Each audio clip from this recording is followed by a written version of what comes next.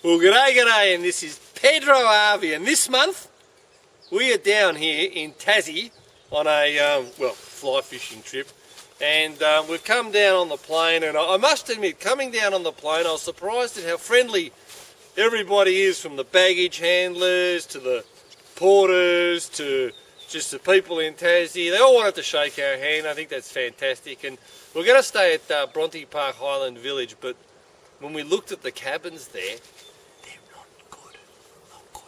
so instead, we're staying at, what's this place? Highland Waters something, Estates. And this lake you're looking at is exclusively for the people who've bought these properties here and us. And we're paying, what, $280 a night? Is it $280? 200 each. No. Whatever, something like that. For 4 people, we'll give you a tour. And we've got this beautiful view out onto the lake, and apparently this lake, you're not allowed to take the browns, you're only allowed to take 2 rainbows a day. It's managed as a trophy fishery, so it's just fantastic. You've got this, beautiful lake on your doorstep. The only problem is, are there fish here and can we catch them? So let's see if we'll trace the fishing expedition and see what happens. Well, here we are at the Great Lake Hotel. It is absolutely freezing. In fact, there's snow on the ground. The wind's blowing like crazy. And as you know, this is probably for fishermen. This is the most famous trout fishing club in Australia, with all the magnificent memorabilia, photos, trophies. I feel like I'm on some sort of historically significant ground, and perhaps they should even build a church and a temple here so we could all come and pray at the Church of Fishing. But we're going to get some grub now before we see what conditions are like on the lake. So here we are at the lovely residence at number 10. What's it called? Highlands. There's the view out the front window, and you can have this for the low price of, what is it, $200 bucks? No, oh, beautiful. $240 $240 a night. a night for 4. There's the kitchen. Let's have a look at the bedroom, shall we? Well, this is our first session on the water. It's about 4 or 5 o'clock Friday night. Absolutely freezing cold. Must be 7 or 8 degrees. And there's birds dancing all over the water. So of course that means to me they're probably feeding on an insect. Why else would they be doing that? Well, I'm not an ornithologist, but maybe someone can tell me. Just heaps of nymphs. Some of them are dark brown, and that one's more an olive colour. There he is, a tiny little stick caddis, very green. What a lovely little creature. Okay, there is a chronomid larva. Absolutely, what's that, a pearl colour? Very whitish. Very whitish, yeah. I'm trying to get the actual adults off the surface, but they are so small I can't even pick them up. Here we are at 5:30 AM on the lake, looking for tailing fish. There's no bloody tailing fish out here. There's nothing out here. And there was nothing much out here last night except one fish moving. Bloody more fish moving on King Parrot Creek than there is on this lake. Or Barker's Creek reservoirs. Heaps more action. Have been sold to dud. But we will keep looking. I'm just going to keep walking up this shore. An absolutely perfect time right now for trout fishing, because fish do come in close to feed. At least that's what it says in the tourist brochure. Alright, what we're doing here is we found this boat and we basically commandeered it for our own purposes. We're going to do a bit of Loch-style fishing. We've had no success this morning and we've gone straight to sleep after a 5 AM rise for the plane trip and another one. This morning everyone was stuffed. We thought, what can we do to change things around? Let's try Loch-style. So let's see what happens. Alright, we've got this bucket here we've had to commandeer. as a makeshift drogue, and I'll tell you, it is a beauty! Bruce, piff it overboard, will you? And show the viewers how good this is. Just shows you, you don't need all this $5,000 fishing boats, or sorry, make that $35,000. I mean, look at that. That is just sensational. Slows us down absolutely perfectly. Well, let's get on with this. Let's get on with this Loch-style. All right, here we are doing a bit of Loch-style fishing. I must admit, I really enjoy this because you just cover a hell of a lot of water, and you know, you feel like you're doing something good for mankind. But we haven't had anything, nothing.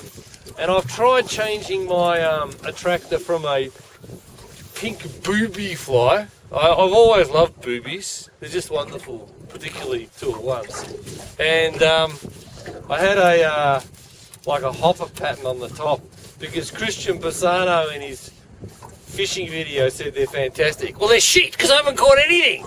So I've gone a lot more subtle. I'm using a carrot fly as my middle fly, my attractor, and I'm using a claret dabbler, classic English pattern as my top fly, and I'm using one of Stu's nymphs, tungsten bead nymphs, to anchor the whole lot and get it down. And this lake, it is shallow. We're right through the middle of the guts of it, and there's a lot of weed we're pulling up, so I don't think it's more than the depth of my leader, so it's 10 foot. And we've done a few drifts in this boat, and it's just wonderful out here watching the swallows eating the midges, but there's nothing.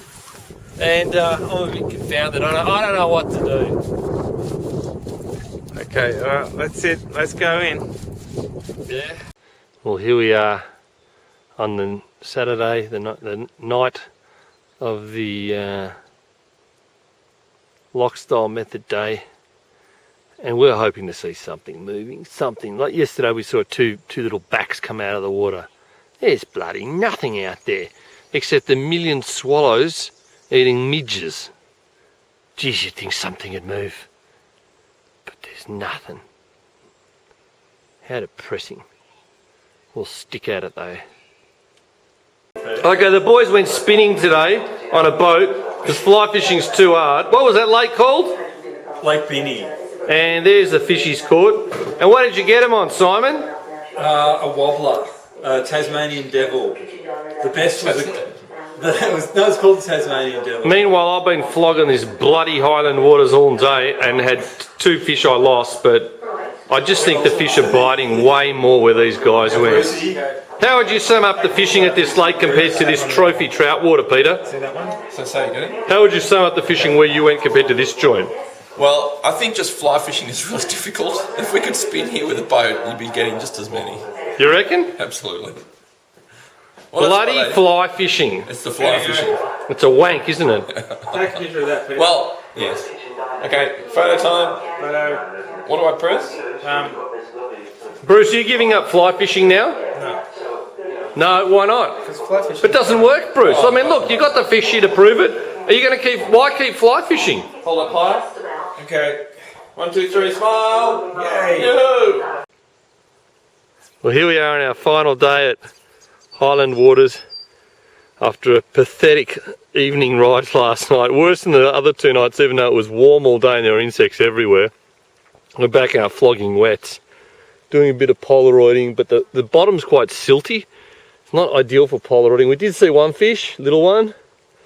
That's it, and we're just flogging the bloody wets, and I gotta say, this place just gives me the shits. I don't know how anyone could catch a fish here. I don't think it's possible.